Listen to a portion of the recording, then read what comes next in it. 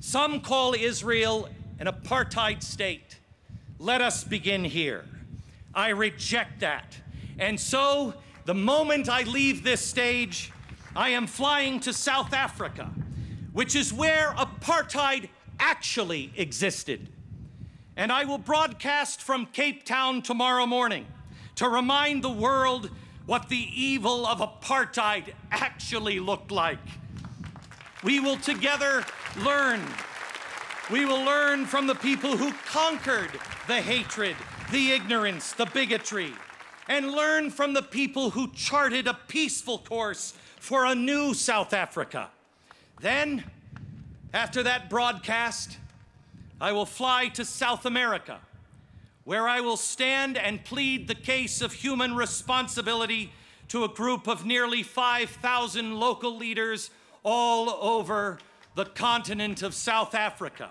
From all over the continent they come, and I will ask them to join me in standing in defense of Israel, the Jewish people, responsibility, and the truth.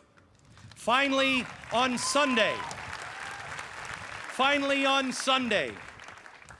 I will speak to over 5,000 Americans in the great state of Texas.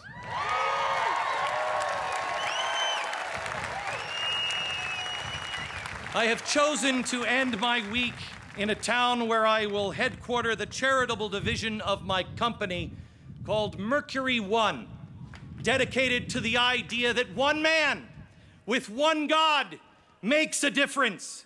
The trip will end in the town where a global movement shall begin. It will not be easy for me, and it will not be easy for you. Others, I warn you, will say to you, come this way, come over the horizon. But I warn you that horizon is a cliff. And when you don't go along, you will stand out. You will be mocked. And in some cases, your life may be in danger. But you must remember, square your shoulders and say, O Ira, I fear not. No one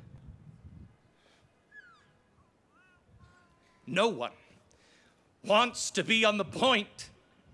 No one wants to be the one that sticks out. My first death threat came in 2002, after my very first visit to Israel, when I said I would stand with Israel and the Jewish people. And my last death threat, or the latest, probably happened 5 minutes ago. Lo Ira!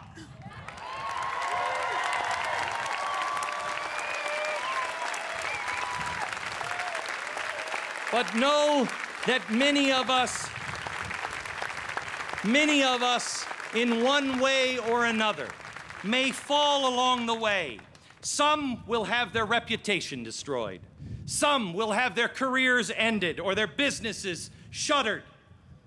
Some may pay the ultimate price. But let us now link arms one to another. Let us journey together. And if one shall fall, let 10 join our ranks. You were not born. You were not born so someone else could rule over you. God did not create you and endow you with these rights so you could remain silent when injustice and evil grow. You have a purpose, but it is rooted in love and responsibility. It is rooted in compassion. There are so many reasons to hear my words. Leave here and do nothing. We have all been trained that we're not strong enough. It's just one of us.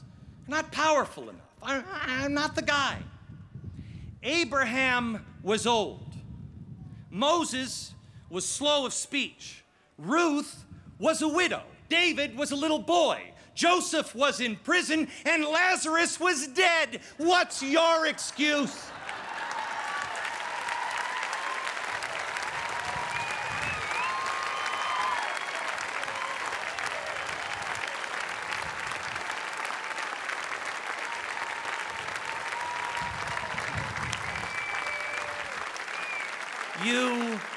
were born for a time such as this. Begin by declaring that this is why you were born. This is why you were placed on earth at this time. It doesn't matter what you've done in the past. It matters only what you do from here. No man can promise you safety, prosperity, or comfort. But I can promise you this today. One day,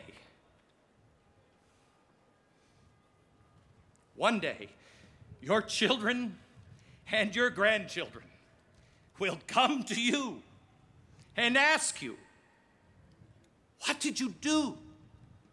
What did you do when the world was on fire? When the world was on the edge again?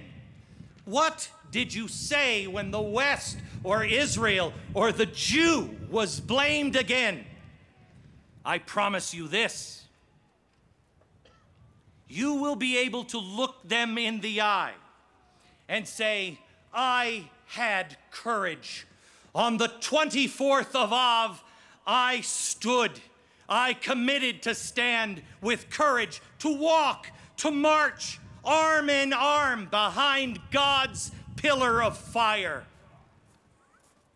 God is with me. I fear not. Thank you.